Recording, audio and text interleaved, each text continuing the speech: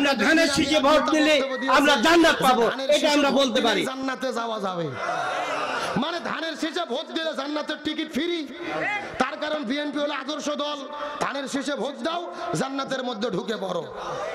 এরা নিজেরা জান্নাতের টিকিট বিক্রি করতেছে, আবার ওরা ফতুয়া দেয় যে জামাত নাকি জান্নাতের টিকিট দিচ্ছে।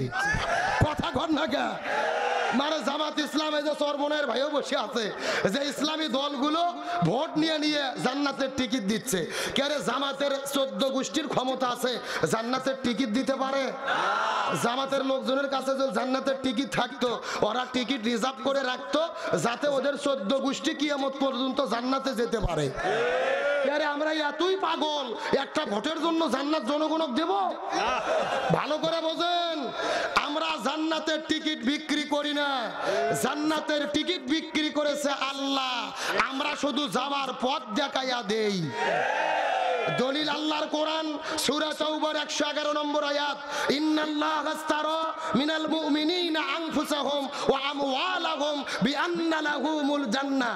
আল্লাহ বলতেছেন আমি মুমিনদের জীবন এবং সম্পদ কিনে নিয়েছি জান্নাত বিক্রি করে দেওয়ার মাধ্যমে। সুবহানাল্লাহ বলেন।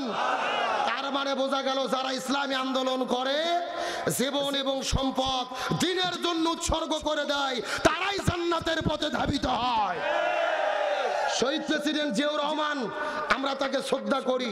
আজ পর্যন্ত বাংলাদেশে যতগুলো রাষ্ট্রপতি এসেছে তার মধ্যে সফল রাষ্ট্রপতি শহীদ প্রেসিডেন্ট জিয়াউর রহমান। আমরা দোয়া করি আল্লাহ তাকে জান্নাতের মেহমান বানাক, বলেন আমিন।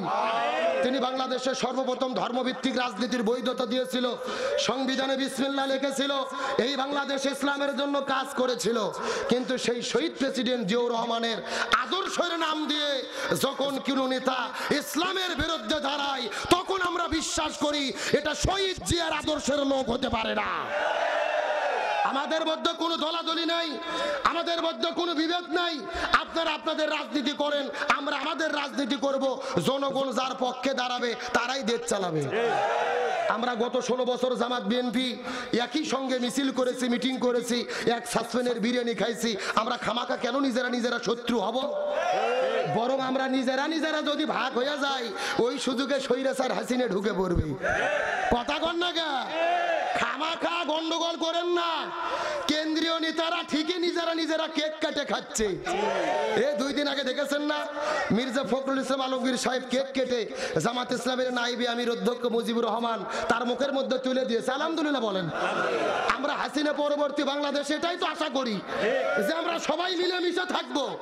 ওখানে নেতারাই এক জায়গায় চা খায় আর দেবীগঞ্জ বোদাতে নিজেরা মারামারি করেন, এটা অতি উৎসাহী ছাড়া কিছু হতে পারে না। আমরা একতাবদ্ধ থাকবো, স্বৈরাচার হাসিনা আর ভারতের আধিপত্যের বিরুদ্ধে যুদ্ধ করতে হবে। তার কারণ আমরা যদি এক না থাকি, হাসিনা বলতেছে আমি সীমানার কাছে আছি, যে কোনো সময় শর্ট করে ঢুকে পড়বো। আমরা বলতেছি আসেন ম্যাডাম আসেন, এটা তো আপনার বাবার দেশ, আপনি শর্ট করে ঢুকবেন আর আপনাকে ফট করে আয়না ঘরে ঢুকে দেবো। এ জোরে বলেন কি করে? বুবু আইসো চট করিয়া আয়না ঘরটা তোমার জন্য রাখছি গো সাজাইয়া। বুবু আইসো চট করিয়া আয়না ঘরটা তোমার জন্য রাখছি গো সাজাইয়া। রিসিপশনে বইসাই আছি জুতোর মালা লইয়া। বুবু আইসো চট করিয়া আয়না ঘরটা তোমার জন্য রাখছি গো সাজাইয়া। কারণ আল্লাহর কোরআন বলেছে কুতিবা আলাইকুমুল কিসাস, হাতের পরিবর্তে হাত, পায়ের পরিবর্তে পা, চোখের পরিবর্তে চোখ, জীবনের পরিবর্তে জীবন। এই আয়াতের ডিজিটাল ব্যাখ্যা হলো আয়না ঘরের পরিবর্তে আয়না ঘর। বুবু আইবা তুমি আইবা গো এইবার আইসা বুবু ক্ষমতা পাইবা না। এ যারা ঠিক বলবে না মনে করবেন ওই গ্রুপের লোক। এ জোরে বলেন ঠিক। ও বুবু আইবা তুমি আইবা গো এইবার আইসা বুবু ক্ষমতা পাইবা না। খোঁজ নেই বুবু কাদের কাকার অবস্থা খারাপ, দরবেশ বাবার হারুন আঙ্কেল এখন সামনে আসে না। নেতা কর্মী সব জেলের ভেতর, বুবু আছে ডরের উপর, কখন জানি আসে গ্রেফতারি পরোয়ানা। বুবু আইবা তুমি আইবা গো, এইবার আইসা বুবু ক্ষমতা পাইবা না। বয়স তোমার 80 বছর, ডাকিছে বুবু তোমায় কবর, দাফন হবে কোথায় সেইটা ভাবলা না। বুবু আইবা তুমি আইবা গো, এইবার আইসা বুবু জিয়ার পাইবা না। কথা বলেন ঠিক কিনা? আলোচনা কি চলবে? কারা কারা চলবে দুটি হাত আল্লাহকে তুলে দেখান। লিল্লাহে তাকবীর। আল কোরআনের আলো, সংসদে জালো, দুনিয়ার মুসলিম ইসলামের শত্রুরা, লিল্লাহে তাকবীর। আপনাদের কি কষ্ট হয়? আলোচনা কি চলবে? চলবে। কারা কারা চলবে না হাত তোলেন তো। ভাই, তার মানে ঘুম ধরে গেছে আপনাদের নাকি? আলোচনা চলছে চলছে, ওটা উঠি করা যাবে। তবে দুই একজনে যে শুরুত করে ওটা উঠি করার কারা? এই ছেলে পেলে বসো দেখি, বসো। শোনেন, পেশাব করবার যদি দুই একজন যায় আর পেশাব করে যদি জাগার মাল জাগাত ফেরত না আসে, তাহলে মনে করবেন ভেজাল আছে। খালি লক্ষ্য করে দেখেন কারা কারা উঠে যায়। রাজি আছেন ইনশাআল্লাহ? তাহলে চিৎকার করে বলেন শান্তির জন্য কি লাগবে? আর জোরে বলেন। আমার বন্ধুগণ, মুসলমান ভাইরা গভীর মনোযোগ লক্ষ্য করুন। এই জন্য আমার নবীজি বিদায় হজের দিনে 100 লক্ষ সাহাবীদের সামনে আমার নবীজি কত চমৎকার করে ঘোষণা করে বলে দিয়ে গেছেন, তারাকতু ফীকুম আমরাইন লান তাদিল্লু মা তামাসসাকতুম বিহিমা কিতাবাল্লাহি ওয়া সুন্নাতা রাসূলি। রাসূল ডাকতে বলে, পৃথিবীর মানুষেরা, আমি তোমাদের জন্য দুইটা জিনিস রেখে যাচ্ছি। এই দুইটা জিনিস যদি তোমরা আঁকড়ে ধরতে পারো, কখনোই পথভ্রষ্ট হবে না। 1 নম্বর কিতাব আল্লাহ, আল্লাহর কিতাব কোরআন, আর 2 নম্বর সুন্নাত রাসূলি, রাসূলের সুন্নাত হাদিস। তার মানে বোঝা গেল, আমরা যদি শান্তি এবং মুক্তি পেতে চাই, কোরআন হাদিস ধরা ছাড়া কোনো উপায়। এ গভীর মনোযোগ লক্ষ্য করুন। আল্লাহ কোরআনের মধ্যে কত চমৎকার করে বলেন, ওয়ামান আরাদা আন যিকরি ফাইন্না লাহু মাঈশাতান দঙ্কা ওয়া নাহশুরুহু ইয়াউমাল কিয়ামাতি আ'মা। সূরা তাহা 16 নম্বর পারার 19 নম্বর পৃষ্ঠার 13 নম্বর লাইন 124 নম্বর আয়াতে কারিমা। তাফসীর ইবনে কাসিরের মধ্য থেকে বলতেছি, আল্লাহ তাআলা ডাক দে বলে, পৃথিবীর মানুষেরা ভালো করে বোঝার চেষ্টা করো। আমি তোমাদের জন্য ভালো করে বলে দেই, এই দুনিয়ার মধ্যে যারা কোরআন মেনে চলবে না, আমি আল্লাহ তাদের জীবনে কোনো শান্তি রাখবো না।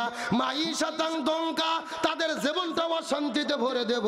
আর দুনিয়ার ভেতরে যারা কোরআন মেনে চলবে না, হাসরের ময়দানে তাদের 2 চোখকে কানা করে অন্ধ করে হাসরে উত্তোলন করা হবে। জোরে বলেন নাউজুবিল্লাহ। এই দুনিয়ার মধ্যে যারা কোরআন মেনে চলবে না, তাদের দুনিয়াতে অশান্তি দেবে কে? আর হাসরের ময়দানে তাদের 2 চোখকে কানা করে অন্ধ করে কে উঠাবে? তাহলে জোরে বলেন শান্তির জন্য কি লাগবে? এই জন্য আল্লাহ বলেন, ফামান তাবিয়া হুদায়া ফালা খাউফুন আলাইহিম ওয়ালা হুম ইয়াহজানুন। লক্ষ্য করুন, এই যেখানে আপনারা লিখে দিয়েছেন আব্দুল সালাম যুক্তিবাদী। আমি যুক্তিতে কিছু কথা আপনাদেরকে বুঝাই। মনে করেন বাংলাদেশের ঢাকা শহরে বিশাল বড় একটা পানির ট্যাঙ্কি আছে। জোরে বলেন কিসের ট্যাঙ্কি? ওই ট্যাঙ্কির মধ্য থেকে পাইপ দিয়ে দিয়ে বাংলাদেশের 64টা জেলায় পানি সাপ্লাই দেওয়া হয়। কিন্তু ঢাকা শহরে যে পানির ট্যাঙ্কি আছে, ওই ট্যাঙ্কির ভেতরে একটা মরা বিড়াল মরিয়ে পচে গন্ধ উঠে আছে। আমার কথা বোঝা যায়? এখন একটা পাইপ আস্তে আস্তে আস্তে আস্তে আপনাদের পঞ্চগড় দেবীগঞ্জেও এসেছে। এখন বলেন তো, পাইপ দিয়ে যেই পানি বের হচ্ছে, ওই পানি ভালো না গন্ধ? আর একটু জোরে বলেন। এখন গোন্দালা পানি বের হওয়ার পরে পঞ্চগড় জেলাতে যত বড় বড় হুজুর আছে, ইমাম, মুয়াজ্জিন, খতিব, মুফতি, মুহাদ্দিস, ফকি, সব আলেমদেরকে ডেকে বলা হয়েছে, এই হুজুরের গোষ্ঠীরা এই যে গোন্দালা পানি বের হচ্ছে তোমরা ফু দিয়ে দিয়ে পরিষ্কার করো। হবে? কথা বলেন হবে? আচ্ছা, আপনাদের পঞ্চগড় জেলার হুজুর তো দূরের কথা, কাবা শরীফের ইমামও যদি এসে বিসমিল্লাহ বলে ফু দেয়, পানি পরিষ্কার হবে? আচ্ছা বলেন তো, পানি পরিষ্কার করতে গেলে কি পরিষ্কার করা লাগবে? ওই ঢাকা শহরের ট্যাঙ্কি পরিষ্কার করা লাগবে। এটাকে বুঝতে পেরেছেন? এবার আসল ওয়াজ শোনেন, আসল ওয়াজ। এই বাংলাদেশের শান্তি প্রতিষ্ঠার একটা ট্যাঙ্কি আছে যার নাম হলো সংসদ ভবন। আরো জোরে বলেন।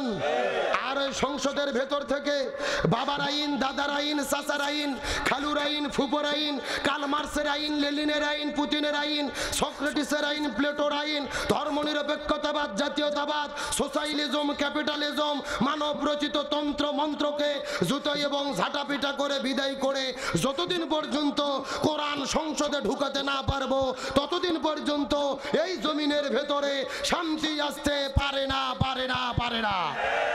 সুতরাং আগামীতে বাংলাদেশে সমস্ত তন্ত্র মন্ত্রকে জুতো এবং ঝাঁটাপিটা করে কোরআনকে পার্লামেন্টে ঢুকাইয়া কোরআন দিয়ে বাংলাদেশ পরিচালনা করার পক্ষে রায় দিতে কারা কারা রাজি আছেন? দুটি হাত আল্লাহকে তুলে দেখান।